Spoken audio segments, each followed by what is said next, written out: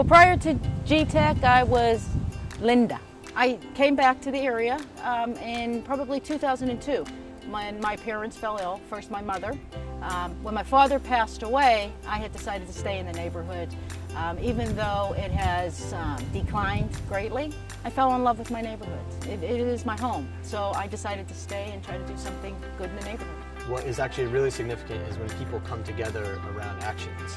And we really believe that actions speak louder than plans. And while plans are important, actions have an incredible ability to fuel a really important and inclusive planning process.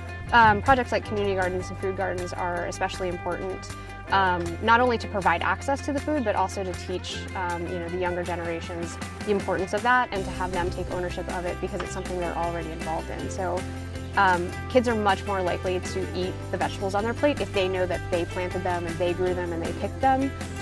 This site was just a vacant piece of city property, usually very overgrown with uncut grass and weeds. And the reason that I picked this site was that it's one of two entrances from the east to the Mount Oliver City neighborhood. One of the themes of the garden is natural treats. It's a school bus stop.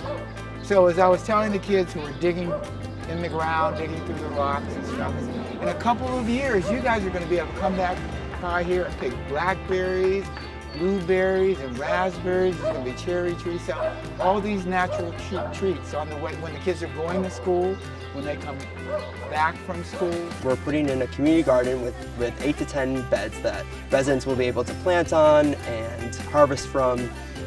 So we're out here building the beds today, building the pathway, and putting in a compost pile.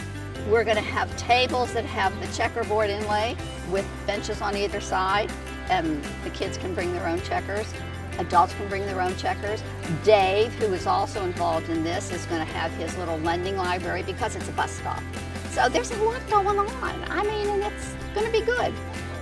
I get up in the morning and I come out and I look at it and I said, I did that. I mean, I actually, with G-Tech's help and with my neighbors, we were able to accomplish this. And I feel really proud of myself.